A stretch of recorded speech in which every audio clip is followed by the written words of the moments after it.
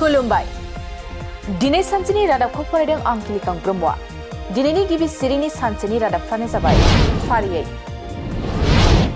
गराय फाख्रि बर' सावथुनखौ नायनानै रायजो राजाफ्रा गोजोननाय फोरमायदों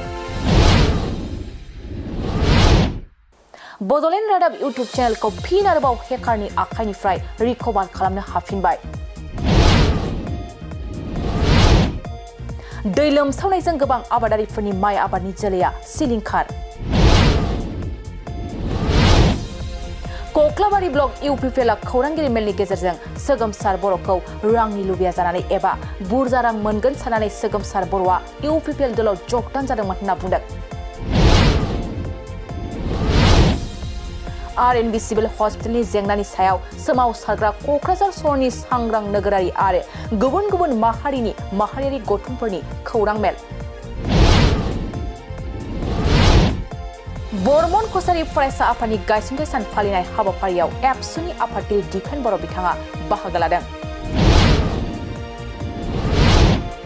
टेट फोरोंगिरि अमर ज्योति प्रसादआ थाद'नाय गैयालासे बिफां लाइफां गायना गामिखौ सोमखोर समायना खालामदों दिनै सानसेनि रादाबफ्रा एसेनोसै गोजोन्थों मोनसे गोजोनथाव खौरां बिए सेथि सेमिस्टारनि थाखाय गसाइगावनि जारागुरि गबिन्द बसुमतारी कलेजाव मुं थिसननाय हाबाफारिया सोलिगासिनो दं गिबि 100 फरायसाफोरनि थाखाय स्पेशल अफार आरो गुबुन गुबुन रोखोमनि बेसेन नाङै क्लासनि सुबिदा होनानै मुं थिसननाय हाबाफारिया सोलिगासिनो दं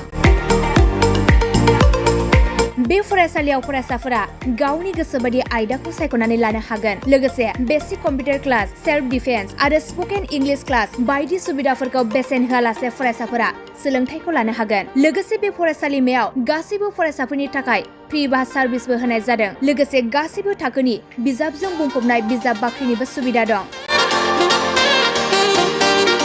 आरो बे खेबनिफ्राय एग्जाम सेन्टार हिसाबै फरायसाफोरा गावनिनो आंगो गबिन्द बसुमतारी फरायसालिमायावनो आनजाद होनो हागोन बिनिखायनो गासैबो जौसिन फरायसालिनिफ्राय उथ्रिसारनाय फरायसाफोरखौ गबिन्द बसुमतारी फरायसालिमायाव खम बेसेनावनो एडमिसन लानानै गोबां सुबिदाफोरनि खाबु लानो हागोन बांसिनै मिन्थिनो थाखाय 9101784754 70022 71929 97066808878 नम्बराव नोंथांमोना खौरां लानो हागोन